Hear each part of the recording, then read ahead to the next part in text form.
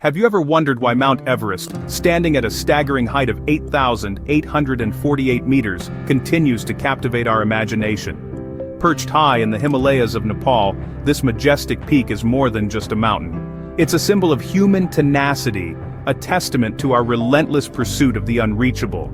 It's no wonder that Everest has been a beacon for adventurers and explorers throughout history, drawing them in with its icy allure. But what is it about this formidable giant that keeps us so fascinated?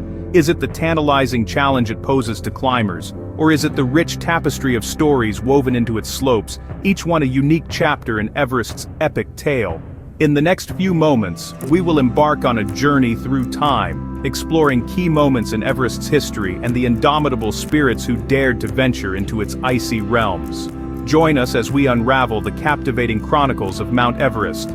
Before it was known as Everest, it was called Peak 15. The story of Everest's naming is a tale of discovery, exploration, and a testament to human curiosity. In the early 19th century, the British Empire had set its sights on cataloging the natural world. And it was in this spirit of exploration that the Great Trigonometrical Survey was born. This ambitious project sought to map the Indian subcontinent, from its southernmost tip to the towering heights of the Himalayas. At the helm of this project was a Welshman by the name of Sir George Everest. A man of science and a stickler for precision, Everest led his team through challenging terrains and treacherous weather, measuring and documenting every hill and valley they came across. In the year 1856, the surveyors stumbled upon a peak that dwarfed all others. It was initially catalogued as Peak 15, an anonymous name for what was soon to be revealed as the world's highest mountain.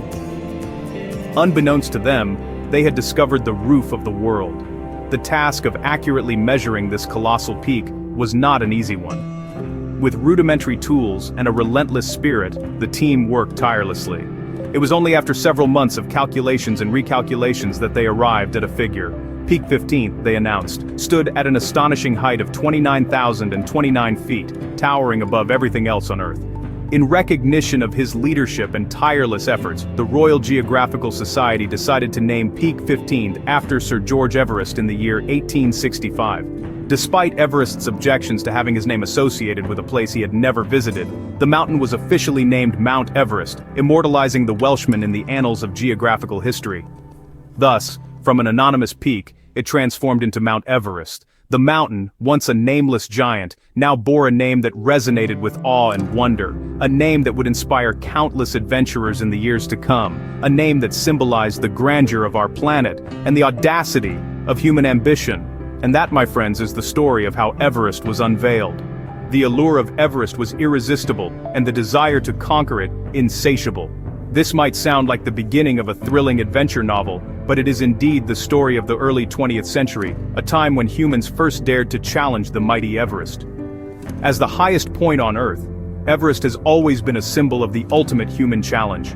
The early 20th century was a time of exploration and discovery, and the idea of conquering Everest was a dream that captivated many.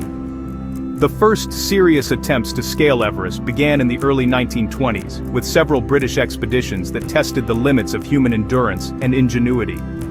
These early explorers, armed with rudimentary equipment and a spirit of adventure, faced harsh weather, treacherous terrain, and the unknown dangers of high altitude. But it was the 1924 expedition that truly captured the world's attention. George Mallory, a seasoned climber with a romantic vision of conquest, and Andrew Irvine, a young and enthusiastic engineer, were part of this British expedition. They set off with the goal of not just reaching the summit, but of knocking the bastard off, as Mallory famously put it. On June 8, 1924, Mallory and Irvine were last spotted forging ahead towards the summit. What happened next remains one of mountaineering's most enduring mysteries. They never returned. Despite extensive searches, no trace of them was found until 1999, when Mallory's body was discovered. But the question of whether they reached the summit before they met their untimely end remains unanswered.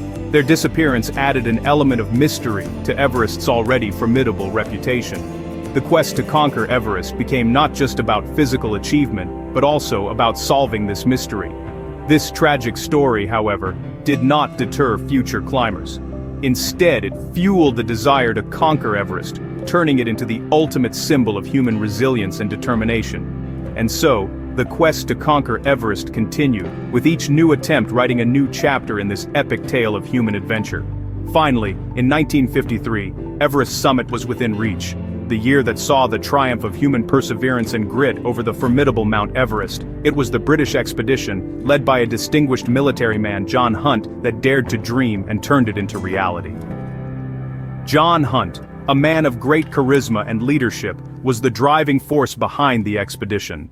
A military man through and through, he brought a level of discipline and strategic planning that was instrumental in the success of the mission. He assembled a team of highly skilled mountaineers and Sherpas, each bringing their unique skills and experiences to the expedition. Among this team were two men who would etch their names in the annals of history. Edmund Hillary, a beekeeper from New Zealand with a passion for mountaineering, and Tenzing Norgay, a Sherpa from Nepal who had an intimate understanding of the Himalayas. This unlikely duo formed a bond of trust and respect that would prove vital in their quest. The journey was fraught with challenges. Unpredictable weather, perilous crevasses, and the ever-looming threat of altitude sickness were constant companions. Yet, they pressed on, driven by a shared dream and an unwavering spirit of adventure. Then, on the morning of May 29th, after weeks of relentless climbing, Hillary and Tenzing stood atop the world's highest peak. It was a moment of pure elation, a testament to their determination and courage. They planted flags of the United Nations, Britain, India, and Nepal, symbolizing their journey was not just a personal achievement, but a victory for all humanity. In the aftermath of their ascent, Hillary and Tenzing became global icons, their names synonymous with adventure, courage, and the triumph of the human spirit. They had shown the world that even the most formidable challenges could be overcome with determination, teamwork, and a touch of daring. Their triumph marked a new chapter in Everest's history, a chapter that continues to inspire adventurers and dreamers around the world, reminding us that no peak is too high, no challenge too great when we dare to dream and have the courage to pursue it. Today, Everest stands as a symbol of human endurance and ambition. It remains a beacon of challenge, attracting adventurers from every corner of the globe, each yearning to etch their names in the annals of mountaineering history. The current state of Everest expeditions is a delicate, balancing act. On one hand, there's the unquenchable thirst of climbers to conquer the mountain, to stand on the roof of the world and gaze at the panoramic expanse below.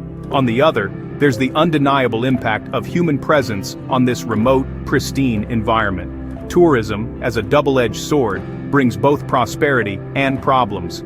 The local communities benefit from the influx of climbers and their support teams, which bolsters the economy and provides jobs. Yet, the increased footfall also leaves a footprint, and not the kind that fades with the next snowfall. The remnants of human passage, from discarded oxygen cylinders to abandoned tents, are an ever-growing concern. The challenges faced by climbers are as daunting as ever. The unpredictable weather, the thin air, and the treacherous terrain continue to test the limits of human strength and resilience. But there's a new challenge on the horizon: overcrowding. The allure of Everest has led to an unprecedented surge in the number of climbers, leading to traffic jams at high altitudes. The consequences can be, and have been, fatal. Yet, despite the odds, the spirit of Everest continues to captivate. It's not just about conquering the peak, it's about the journey, the camaraderie, the moments of sheer awe and humility in the face of nature's grandeur. Every climber carries their own Everest within, their own personal summit to overcome. While the peak may be conquered, the spirit of Everest remains untamed. For it's not just a mountain, it's a testament to our collective aspiration to rise above, to reach higher, and to embrace the unknown. It's a reminder that the greatest adventures lie not in the destination, but in the journey itself. Mount Everest, a name synonymous with grandeur and mystery. We've journeyed together through the annals of history, unveiling the enigma of Everest. We've traced the footsteps of the explorers who discovered and named this majestic peak. We've relived their early attempts to conquer the heights, their determination and resilience echoing in every crevice and ridge. We've celebrated the triumph of the 1953 expedition, a testament to human grit and perseverance. We've marveled at the sheer will of Tenzing Norgay and Sir Edmund Hillary, their names forever etched in the chronicles of mountaineering.